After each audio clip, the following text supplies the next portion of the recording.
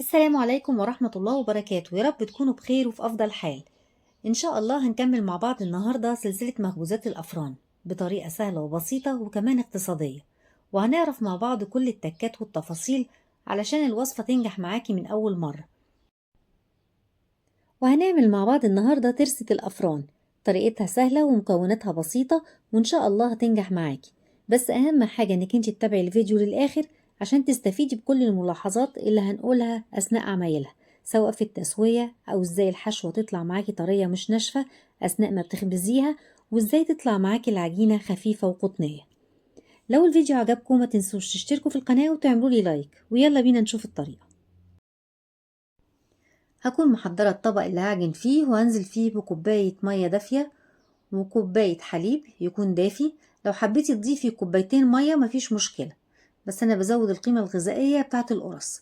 معلقة كبيرة من الخميرة الفورية، وهضيف نص كوباية سكر حبيبات ونص كوباية زيت. المادة الدهنية إما تحطي زيت أو سمنة أو زبدة زي ما انت عايزة، بس المهم تكون الكمية نص كوباية. وهقلب المكونات مع بعضها عشان السكر بس يدوب معايا شوية، وبعد كده هضيف نص معلقة صغيرة من الملح ومعلقتين كبار من اللبن البودر. ولو حبيتي تستغني عن اللبن البودر مفيش مشكلة، احنا كده كده ضايفين كوباية حليب.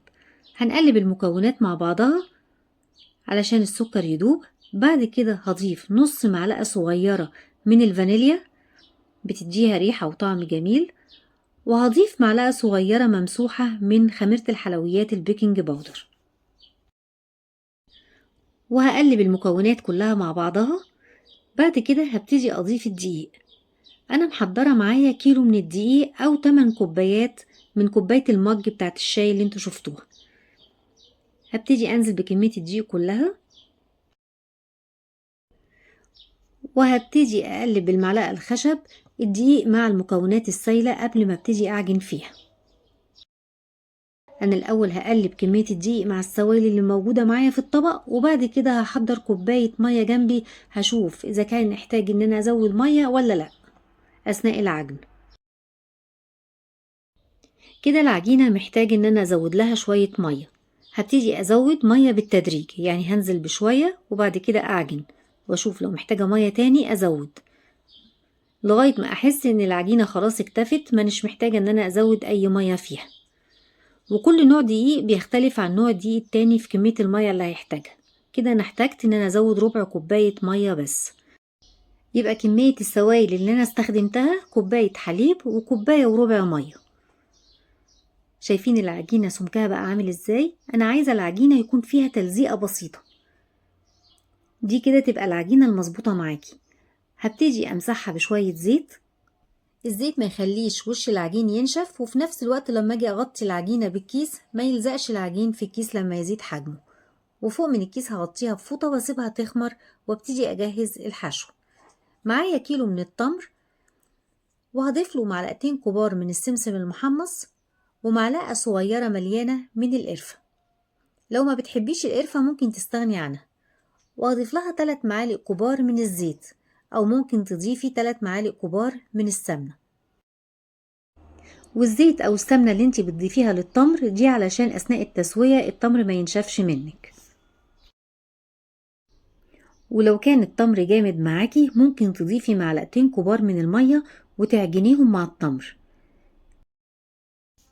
هيخلي التمر طري وتقدري انك انتي تشكليه.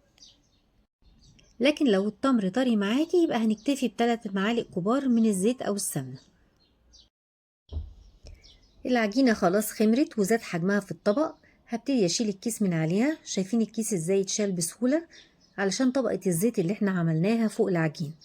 هبتدي اعجن علشان اخرج كل الهواء اللي في قلب العجين. هقسم التمر الأجزاء، كل جزء هيبقى وزنه تقريبا من 30 ل 35 جرام، واشكله على شكل صوابع.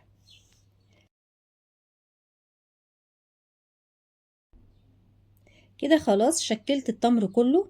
هبتدي اجيب العجين وارجع اعجنه تاني عشان اخرج الهواء اللي فيه، وهبتدي اقسمه لكور صغيرة. كل كورة تقريبا هيبقى وزنها من 80 ل 85 جرام، او على حسب الحجم اللي انت عايزاه. وابتدي الم العجينة بالشكل اللي انتوا شايفينه ده كده، واخد جزء تاني من العجين. هنعمل الكمية كلها بنفس الطريقة، بس اهم حاجة ان احنا نغطيه بكيس عشان العجين ما ينشفش. هكون محضرة صاج وادهنه دهنة خفيفة بالزيت.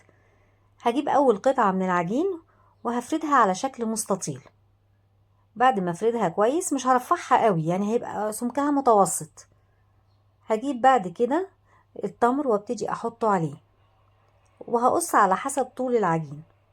هبتدي اظبط قطعة التمر والف عليها اللفة ديت. شايفين شكلها ازاي وانا بلفها؟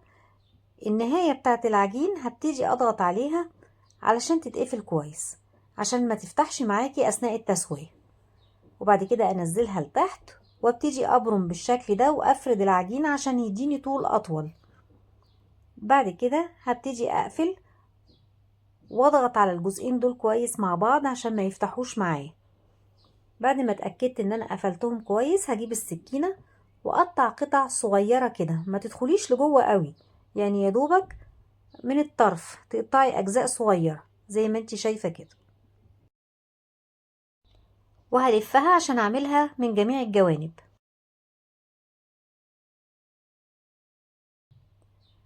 خلاص كده بقت جاهزة.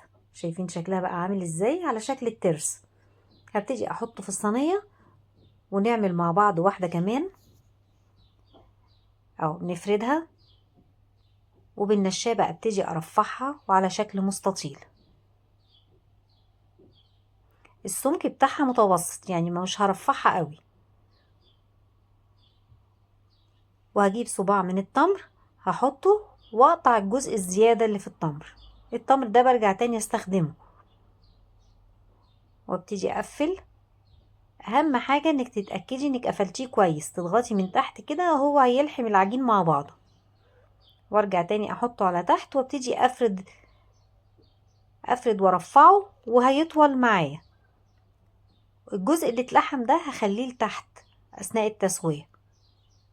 وارجع تاني اقفل من جميع الجوانب واقلب الناحية التانية واتأكد ان انا قفلت كويس. وهخلي الجزء اللي فيه اللحام هخليه تحت في قلب الصاج. ممكن بعد كده تقصيه بالمقص او تقطعيه بالسكينة. شايفة ازاي بعمل شرط خفيفة قوي، ما تدخليش لجوه قوي. والف معاها عشان تبقى الشرط من جميع الاتجاهات. شايفين شكلها بعد ما خلص؟ شكلها جميل جدا. هعمل الكمية كلها بنفس الطريقة. خلصت الكمية كلها وهسيبه يخمر لمدة نص ساعة. بعد كده هبتدي اجيب بيضة وهنزل عليها بشوية فانيليا ومعلقة كبيرة من الحليب، وهضربهم بالشوكة كويس جدا لاني هدهن كل الترسة بيها. لو انتي ما بتحبيش البيض ممكن تدهنيه بالحليب بس. وهكون محضرة سمسم محمص عشان بعد ما ادهنها بالبيض ابتدي اوزع عليها السمسم. وهدهنها بالبيض من جميع الجوانب.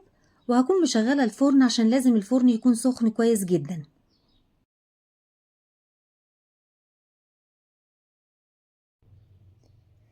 وهبتدي اوزع السمسم. شايفين لما خمرت حجمها زاد، ولما هتدخل اثناء التسوية حجمها هيزيد شوية كمان. وهسويها على درجة حرارة 200. شايفين شكلها بعد ما استوت؟ البيض مع الحليب اداها لون ذهبي جميل جدا واداها لمعة حلوة قوي.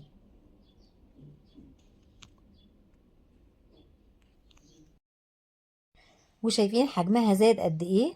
فعلا جميلة. والعجينة بتاعتها مظبوطة. شايفين طرية ازاي؟ العجينة هشة وخفيفة جدا، والتسوية بتاعتها من تحت. اهم حاجة انك انت تتابعي التسوية وهي جوه الفرن. وكيلو الدقيق اللي احنا عملناه اداني 21 واحدة، الحجم الكبير اللي انتوا شايفينه ده. يا رب الفيديو يكون عجبكم. ما تنسوش تشتركوا في القناة وتعملوا لي لايك عشان يوصل لكم كل جديد. والسلام عليكم ورحمة الله وبركاته.